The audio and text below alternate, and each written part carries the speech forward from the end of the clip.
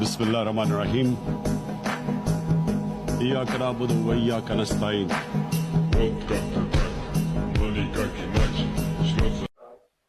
بسم اللہ الرحمن الرحیم ایاک نعبد و ایاک نستعین۔ اے اللہ، ہم آپ کی عبادت کرتے ہیں اور آپ ہی سے مدد مانگتے ہیں۔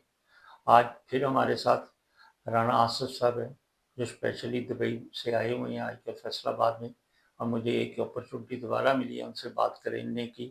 آصف صاحب شکریہ، آپ دوبارہ ہمارے پاس تشریف لے کے آئے ہیں۔ میں آصف صاحب، آپ بڑا ہاٹ ایشو پہ بات کر دیں گے آج، جو پی ٹی آئی اور اس گورنمنٹ کی نیگوشیشن ہو رہی تھی، بات چیت ہو رہی تھی، وہ انفارچونیٹلی کال آف ہو گئی ہے، وہ ختم ہو گئی ہے۔ اب آپ کیا سوچتے ہیں ان کی بات ختم کیوں ہوئی ہے، اور کیا ان کے ارادے اچھے تھے؟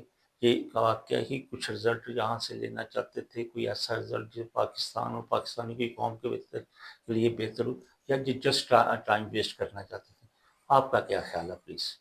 یہ جو مذاکرات کی کہانیاں رانا صاحب، یہ انفارچونیٹلی اتنی کوئی اچھی نہیں ہے، کیونکہ میرا خیال ہے کہ یہ اوور آل مذاکرات میں گورنمنٹ سیریس ہی نہیں تھی، جو کہ آتی خان صاحب نے پہلے بھی کہا تھا، لیکن پھر بھی ہم نے کہا اہتمام حجت کر لیں، تو وہ انہوں نے ایکچولی میں بھی ثابت کر دیا ہے۔ اس کی دیکھیں 3 وجوہات ہیں۔ ایک تو یہ ہے کہ یہ گورنمنٹ کیوں سیریس نہیں تھی، وہ یہ کہ یہ صرف ٹائم پاس کرنے کے لیے کر رہے تھے تاکہ ہمیں ایک اور ٹرک کی بتی چلا دیں۔ آپ دیکھیے ان کا ایک پیٹرن ہے، ہماری گورنمنٹ کا بھی اور ہماری ریاست کا بھی، کہ یہ قوم کو اور جو بھی اچھی تحریک چلتی ہے اس کو ایک کبھی کدھر لگا دیتے ہیں، کبھی کدھر لگا دیتے ہیں۔ یہ ان کے بہانے بازی ہوتی ہے، یہ باتیں بڑی اچھی کرتے ہیں، ان کا پیٹرن ہے کہ اچھی اچھی باتیں کرتے ہیں تاکہ لوگ کہیں یار آپ غلط بات کر رہے ہیں، تو آپ نے مذاکرات پہ آئیں گے تو کچھ ہوگا۔ تو انہوں نے آخر میں ہم اس پہ آ گئے، جب اس پہ آ گیا تو ثابت ہو گیا کہ یہ کیونکہ ان کا کانفلکٹ ہے، کیونکہ اصل میں ان کو پتا ہے گناہ گار کون ہے، تو اس لیے یہ ٹائم صرف پاس کراتے ہیں تاکہ اور مہینہ گزر جائے اور مہینہ گزر، ایسے کرتے کرتے تھے سال گزار لیے رہنے سے۔ ایک تو یہ ہے۔ دوسرا یہ ہے کہ ان کی پاس کوئی ریئل اتھارٹی نہیں ہے، یہ عوام کے نمائندہ ہی نہیں ہے۔ آپ سب کو پتا ہے فارم 47 کیا ہے کہ یہ اب ایک گھٹا کیسے کہتے ہیں گھٹیا سا لفظ بن گیا ہے، ان کو تو شرم آتی نہیں، ہمیں کہتے ہوئے شرم آنی شروع ہوگی فارم 47۔ تو اس میں یہ ہے کہ یہ دوسری وجہ ہے۔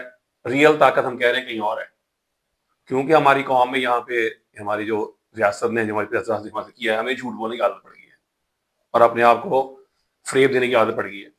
تو یہ ہمارے عام بندے کے پاس کوئی چوائس نہیں ہے، ٹھیک ہے۔ جو ہمارے جیسے لوگ یا جیسا بھی پی ٹی آئی بھی ہے، ان کو انہوں نے دبایا ہوا ہے نظام نے، تو ان کے پاس چوائس نہیں ہے کہ ان کے رستے پہ چل کے دکھائیں پھر بھی نا۔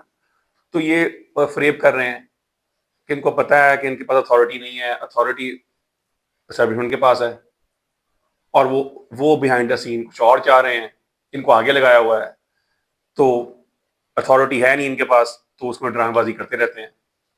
تیسرا یہ ہے کہ ان کا کوئی ایجنڈا بھی نہیں۔ ایجنڈا ہو کیسے سکتا ہے؟ کیونکہ پی ٹی آئی نے کیا مانگا ان سے نا، مطلب کہ ان کے کہا لکھ کے بتائیں، لکھ کے بتائیں، لکھ کے بتائیں، یہ کریں وہ کریں، وہ سارا کچھ اتمام حجت ہو رہا ہے۔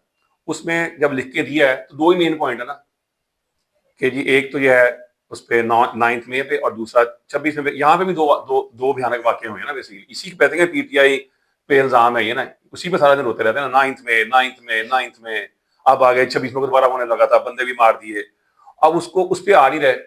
تو سب سے بڑی بات میں نے نوٹ کی ہے، انہوں نے اس کے کاؤنٹر پہ کوئی پرپوزل نہیں دیا۔ بندہ کہتا ہے نا آپ مجھ سے بات کرتے ہیں، آپ کہتے ہیں میں کہتا ہوں میری 2 پوائنٹ، آپ کہتے ہیں بات نہیں کرنی، آپ کہتے ہیں آپ کاؤنٹر آرگومنٹ دیں کہ آپ نے کیا بات کرنی ہے۔ آصف صاحب، آپ نے بالکل ٹھیک بات کہی ہے، آپ کی باتیں سمجھتے نہیں ہیں۔ دیکھیں، یہ انہوں نے 2 پوائنٹ دیے تھے پی ٹی آئی نے، دیٹ واز ویری سمپل تھے۔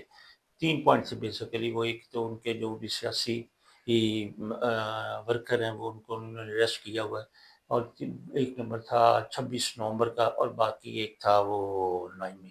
یہ ایسے 2 الزامات ہیں جو ہمارے اسٹیبلشمنٹ، ہماری فوج یہ کہتی ہے کہ بھی فوج پہ اٹیک ہوا، ملک پہ اٹیک ہوا، سیکورٹی پہ اٹیک ہوا، اتنا سنگین الزام پی ٹی آئی پہ ہے۔ دوسرا، پی ٹی آئی والے کہہ رہے ہیں 26 نومبر کو انہوں نے ہمارے بندے مارے اور وہ شہید ہوئے، اور انہوں نے گولی چلائی، اور گولی کیوں چلائی؟ اب ان دونوں باتوں کا کیسے فیصلہ ہو سکتا ہے؟ آصف صاحب صحیح کہہ رہے ہیں، ان کا فیصلہ یہی ہو سکتا ہے یہاں پہ کوئی انڈیپینڈنٹ ججوں کے نیچے کوئی कमीशन बैठे, कोई जस्टिस बैठे, ये फैसला करें। ये 2 पॉइंट हैं और ये बड़े सीरियस पॉइंट हैं, क्योंकि अपने इसी ये फैसला जब होगा तो आप पीटीआई को पेनलाइज कर सकते हैं, पीटीआई को बताएं, आवाम को बताएं, ये देखें जी फिर अब इंडिपेंडेंट जज ने फैसला दे दिया, पीटीआई नहीं है, वरना आप चुप करें। तो अब कोई ना कोई तो आप लोगों ने कहीं ना कहीं तो फैसला करके इसको एंड करना है ना। आसिफ साहब ने बिल्कुल सही कहा है, अब ये बात से भाग रहे हैं क्योंकि पता है इनको ये ना इंडिपेंडेंट जज बैठाएंगे ना ये कोई कमीशन। अब इन्होंने बता रहे हैं जी पार्लियामेंट कमीशन बढ़ा देते हैं। वो पार्लियामेंट कमीशन में आसिफ साहब क्या होगा, आपको पता है पार्लियामेंट कमीशन ने क्या करना है, क्या ना उनकी कोई बात मानेगा। वो इंक्वायरी कर नहीं सकता ना, इंक्वायरी नहीं कर सकता, इंक्वायरी चाहिए ना, इंक्वायरी के लिए वो डिपार्टमेंट के जो करती है इंक्वायरी। देखें ये पीटीआई वालों का ये फैसला है, उनको ये मानना पड़ेगा। और इस फैसले में कोई जब कोई इंडिपेंडेंट फैसला नहीं आता उस वक्त तक ना भी किसी को सजा मिल सकती है, ना मुल्क आगे चलेगा। ये इससे ये जो कॉल ऑफ भी हुआ है, ये पीटीआई वालों ने तो अपनी बड़ी सिंपल अपनी डिमांड दी हुई थी। ये डिमांड तो एस्टेब्लिशमेंट को मानना चाहिए, क्योंकि बेसिकली यही उनकी गवर्नमेंट के पीछे तो एस्टेब्लिशमेंट ही है। आसिफ साहब बहुत मेहरबानी, आपने अपने पॉइंट ऑफ व्यू दिए। उम्मीद है हमारी आवाम को ये सुनेंगे और उन पे बात पे पता चलेगा। बस मैं आखिर में ये कहना चाहता हूँ, आगे क्या बनेगा अल्लाह ही बेहतर जानता है। यानी एलीट कैप्चर है, इकोनॉमी डाउन जा रही है, या के झूठे मोटे लोगों को जो पॉइंट्स बताते रहते हैं, तो लोग बेचारे जब सड़क पे जाते हैं आप देख रहे हैं इकोनॉमी कोई जान नहीं है, कोई इन्वेस्टमेंट नहीं आ रही है, जॉब नहीं है, रियल वेजेस डाउन है, रियल जीडीपी डाउन है, इन्फ्लेशन ज्यादा है। वो पता नहीं 25, 30, 35 ऐसे नंबरों से अब वो कहते हैं 10% हो गई है, वो भी आप इतना ऊपर ले गए हैं, उसके बाद अब 10% भी बहुत ज्यादा है। और रियल वेजेस कम है, जब इन्फ्लेशन एडजस्ट करते हैं वो कम है, आपकी जीडीपी 2-3% पे जा रहा है, जो 6-7%। सब बहुत मेहरबानी, आपने ये भी बता दिया। मुल्क तो चलता नजर नहीं आ रहा, मुल्क चलाने का यही अंदाजा है हकीकत में, जब तक आप आवाम को फैसला उनके मुताबिक नहीं होगा, सही गवर्नमेंट नहीं आएगी, आवाम की रिप्रेजेंटेटिव नहीं होगी, ये मुल्क के लिए आगे चलना। सब बिल्कुल आपकी बात सही है, ये मुश्किल है। Okay, thank you ji.